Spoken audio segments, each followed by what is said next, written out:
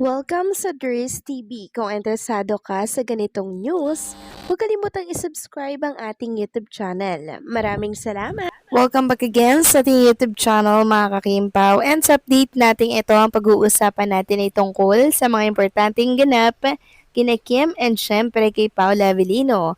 Pero bago po ang lahat, maraming salamat sa inyong patuloy na pag-support at pagsubaybay sa mga daily update natin. Kaya naman bilang pasasalamat, narito po ang ilang napili kong komento patungkol ito sa naging previous update.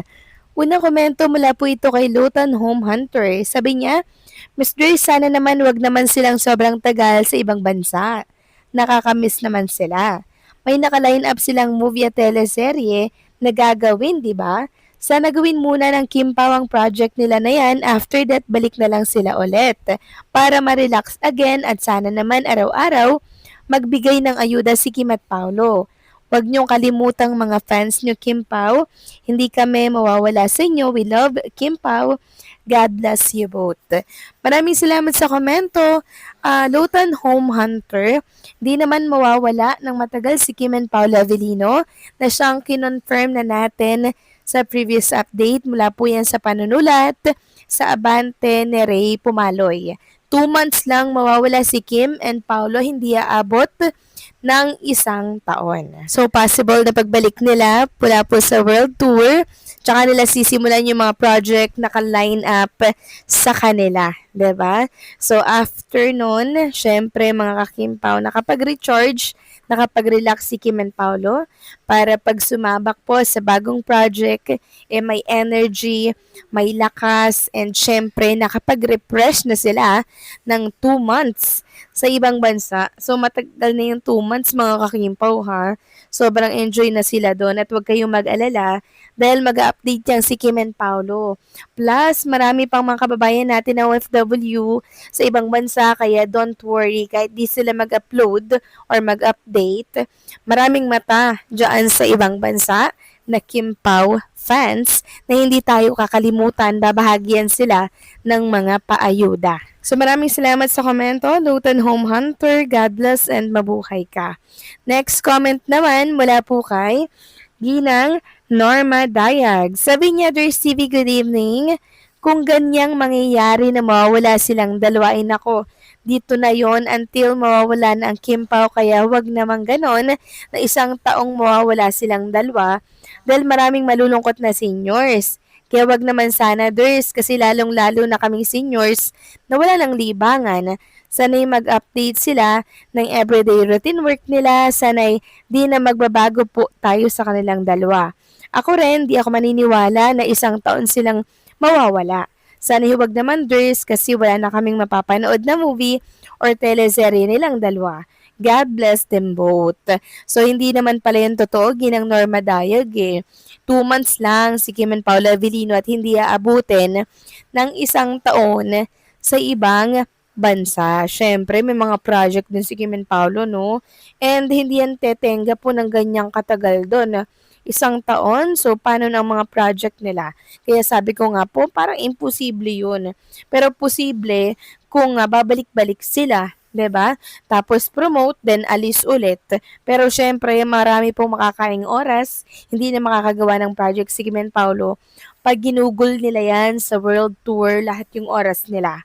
Kaya for sure, pagbalik nila, tsaka po nila gagawin yung project nila together. Maybe teleseryeng mapanakit na isushoot sa ibang bansa. Mula yan dito kay Sir EJ na posibleng mangyari. So napag-uusapan na daw yan at sana po ay matuloy. So maraming salamat sa inyong mga komento. Ginang Norma Daya, God bless po and mabuhay kayo. So ito na nga, pag-usapan na natin ang mga balita po na nakalap natin sa gabing ito. At unahin na nga nating pag-usapan ito pong announcement sa TV Patrol. So sa wakas, natapos na din kung ano ba yung tungkol doon. Yun pala yung tungkol sa pagwawakas po ng Batang Quiapo. At nitong kani-kanina nga lamang ay pinag-uusapan kung ano daw ang ipapalit sa nabakanting slot ng Batang Quiapo. Kung daalibay daw ba mga kakimpaw.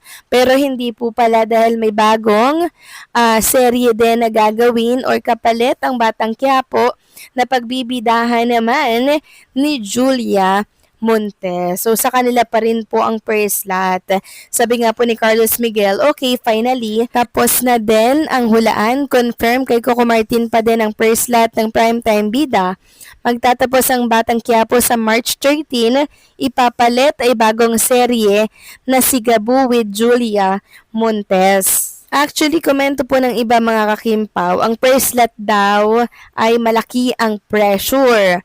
Sabi nga dito ng isang fan sa X, ibigay na nila sa iba ang first lot if gusto nila. Honestly, malaking pressure ang first lot. Record holder naman ng Kim Pao sa second slot.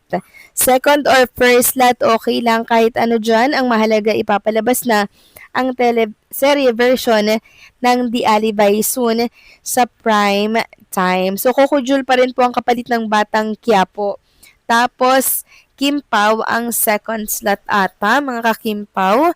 So, abangan na lang natin, ano? Kasi ako naman, kahit sa ang slot ilagay ang The Alibay, mga ka-Kim-Pao, okay na okay. Wala po akong say dyan, basta mapanood natin. Pero hindi naman sana yung panghuli na, no? Kasi maraming mga seniors ang kailangang matulog syempre ng mga aga. So, ang mangyayari, pag nilagay yun sa huli, late na matutulog ang mga seniors natin na which is not good sa kanilang health. Kasi nga po, ang mga seniors, dapat natutulog sila ng maaga para makapagpahinga po sila ng maaga din, 'di ba? Kaya sana panggitna lang, 'di ba? Kung hindi first, di second. Samantalang next topic naman tayo, pag-usapan natin itong nabasa ko po sa isang komento ng isang post dito po sa Facebook na kung saan everyday may sundo daw itong si Chinita Princess at hindi lang daw sundo, may hatid din sa tao at pagminsan may hatid pagkain din. Aba, grabe naman yon, talagang Chinita Princess, talagang prinsesa, no? Ang trato ni Paula Avellino kay Chinita Princess, kung may katotohanan man nga po, etong nabasa natin mula po kay Ginang Ofelia. Sabi niya, halos everyday may sundo. Hindi lang sundo, may hatid din sa tao at pagminsan may hatid pagkain din. Abay, grabe naman si Paula Avellino, talagang magmahal mga kakimpaw, no? Talagang yung oras niya ay ginugugol para maipakita kay Kim na seryoso siya sa nararamdaman at sa pagmamahal niya kay Kim. Kasi si Kim Chiu, mga kakimpaw, meron na po siyang trauma sa pagmamahal. Ikaw ba naman ang first, second na nagkaroon ng boyfriend na matagal tapos lolokohin ka lang? Syempre nakakatrauma. Syempre ang hirap ng magtiwala sa mga susunod. Kaya si Paolo talagang kinukuha niya yung loob ni Chinita Princess na iba siya sa mga naging karelasyon ni Chinita Princess. So patunayan mo yan, Paolo, dahil ramdam namin yung sinseridad mo, ang pagmamahal kay Kim. Diba? So kayo ba mga kakimpaw, anong masasabi ninyo dito? Please comment down below and syempre don't forget to like, share, comment, and subscribe.